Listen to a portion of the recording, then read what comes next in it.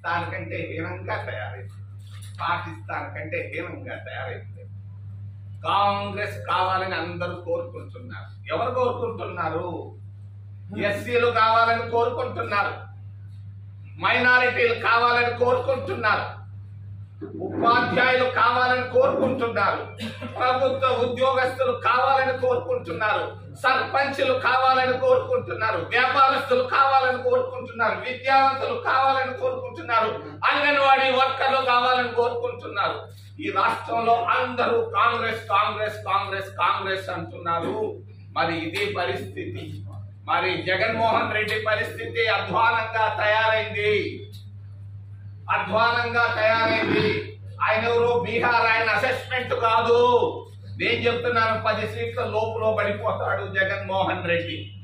Chandrababu Naidu, NT Ramarao 1982-83 ఆంధ్రుల ఆత్మగౌరవాన్ని గురించి మాట్లాడినటువంటి ఎన్టీ రామారావు ఆత్మ క్షోభిస్తా ఉంది. ఈరోజు చంద్రబాబు నాయుడు అర్ధరాత్రి 11:30 గంటలకి అమిత్ షా ఇంటికి వెళ్ళి ఆంధ్రుల ఆత్మగౌరవాన్ని అమ్మేసి వచ్చాడు. ఇందుకొరక తెలుగుదేశం పార్టీ పుట్టింది.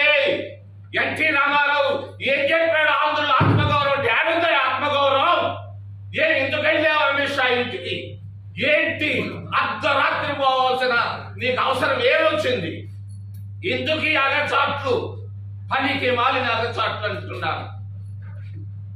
మరి షర్మిలమ్మ రావడం కాంగ్రెస్ కు లాభం. మొరేల్ బాగా పెరిగింది కాంగ్రెస్ వర్కర్లో.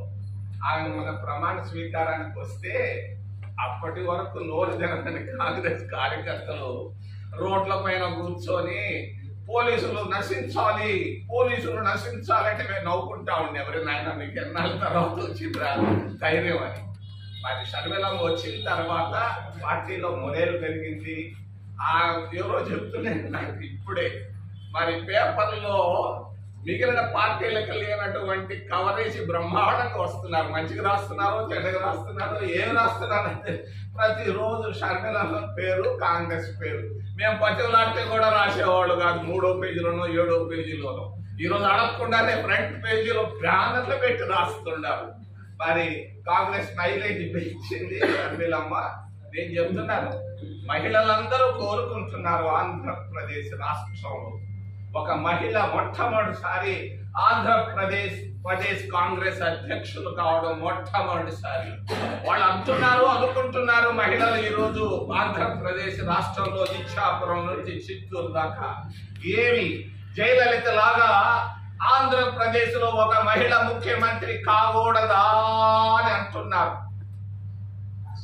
షర్మిలమ్మను ముఖ్యమంత్రిగా చూడాలన్నటువంటి మహిళలు అన్ని పార్టీల్లో మొదలైనాయి. ఇది ప్రజల్లో గుబులు మొదలైంది. కాంగ్రెస్ పార్టీకి మీరందరూ నమ్మరుగా నేను చెప్తున్నా, 130 అసెంబ్లీ స్థానాల్లో కాంగ్రెస్ పార్టీ ఘనమైనటువంటి విజయాన్ని సాధించబోతా ఉంది. 10 స్థానాల లోపులో మరి జగన్ పడిపోతున్నాడు. 2వ స్థానంలో చంద్రబాబు నాయుడు ఉండబోతున్నాడు అని తెలియజేస్తూ, ఈ మధ్య నేను తిరుపతిలో అరిశాను, గట్టిగా మాట్లాడాను, వినపడట్లేదు. అందుకే మళ్ళా వినపడేటట్టుగా ఇంకొకసారి అడగాలనుకుంటున్నాను మీ ద్వారా. చిరంజీవిని కాంగ్రెస్ అభ్యర్థిగా తిరుపతి నుంచి పోటీ చేయమని అభ్యర్థిస్తున్నా మరొకసారి. ఎన్ని అమితాబ్ బచ్చన్లు అయితే ఎన్టీ రామారావు అవుతాడు, ఎన్ని అమితాబ్ బచ్చన్లు అయితే ఎంజీఆర్ అవుతాడు. మరి చిరంజీవి యాక్టర్ గా పద్మ విభూషణ్ గ్రహీతగా కాదు, ముఖ్యమంత్రి అయ్యేదానికి చివరే అవకాశం.